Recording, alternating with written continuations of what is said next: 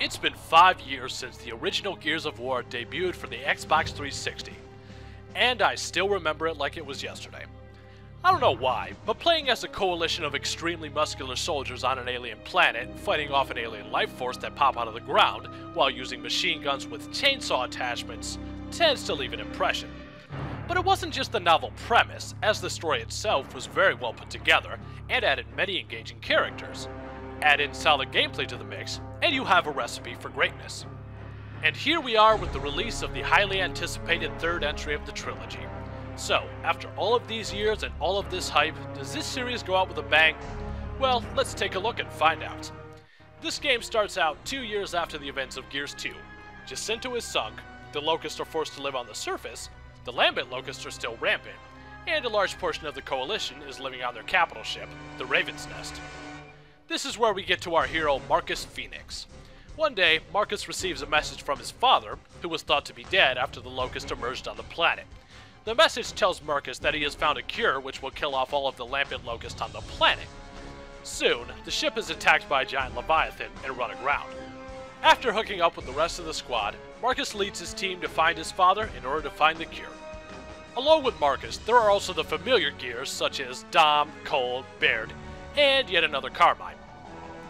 Place your bets now on whether or not you think he's going to die. Along with these gentlemen, this game also adds 3 more characters to Delta Squad. There's Anya, who you've only heard over your earpiece until now, Sam, and Chase. This game also adds many new enemies and many new weapons. Since the Lambent Locusts are the most prevalent enemies in the game, let's start with them. These Locusts will spawn out of giant stalks that randomly pop up out of the ground. After emerging, they will constantly continue to spawn via pods on these stalks until the pods are exploded. These enemies generally use emulsion to attack you, and they all explode upon being destroyed. Furthermore, some of them will continue to evolve once attacked, and even detach their heads to attack you. As for the normal Locust, there are now baby corpsers to contend with, flying enemies, armored Cantuses, and giant centipedes, just to name a few. With these new enemies, you may be wondering how to defeat them. Well, besides using the obvious being smarter than the computer approach. Well, this is where the new weapons come in. You now have the ability to use an old school Lancer, which has an actual bayonet on it rather than a chainsaw, and gives you the ability to charge your enemies. A Digger, which launches grenades underground that emerge when they reach your enemies. The ability to use a giant cleaver, with obvious results, and even the ability to use mechs. But just using new weapons and having new enemies isn't all. This game also adds many new environments. You go from a desert, to a city devastated from the Hammer of Dawn strikes, to underwater, and so much more. Having this amount of diversity in the environments adds a bit more to the gameplay experience than just being in gray-colored cities or underground all the time, like in the other 2 games. Along with normal campaign mode, there is also an arcade mode available. This mode allows you to play through the campaign at any point, and you receive points for defeating enemies. This mode can be changed up with different modifiers that can be unlocked through the course of the game. These modifiers are named mutators and vary from having enemies attack each other when their heads are removed, to removing ammo pickups, to adding a studio audience during the playthroughs. Because when I play Gears of War, there's nothing I would rather have than a laugh track when I kill my enemies.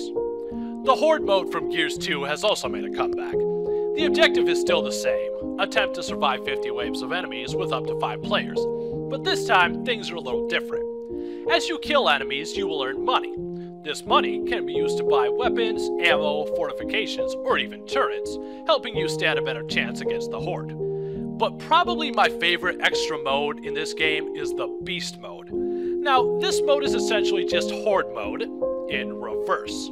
Rather than trying to defend against the Locust, you are the Locust, and you have to overrun the cog.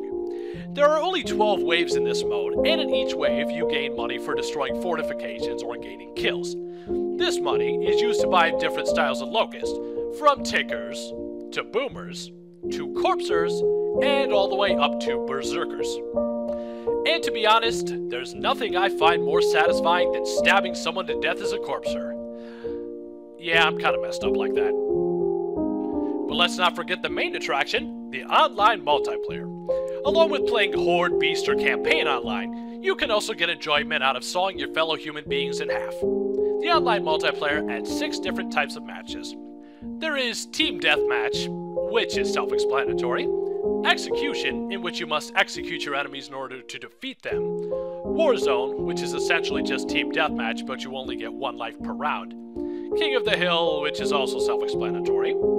Then there's Capture the Leader, in which each team has 1 person assigned to be their leader. The objective for the other team is to capture and hold on to that leader until time runs out. And the final type of versus mode is Wingman, in which there are 4 teams of 2 players, and the objective is to kill off the opposing 3 teams. Now for the reviewing. As far as the graphics are concerned, I have no complaints. The environments are stunning, the character models are very well designed, and even the enemies have received a makeover. The gameplay is also quite good. The moving, reloading, and use of special weapons or attachments all work very well. So there really hasn't been much of a change between Gears 2 and 3, but hey, if it ain't broke, don't fix it. So, in conclusion, what do I think of this game? Well, I think this is an excellent title and a fantastic way to end the series. So, if you like third-person shooters, or just want to put on your COG tags for one more time, I recommend this game to you. So, until next time, this has been E-Dog saying, the chainsaws are still revving, and the gears are still spinning. See you next time.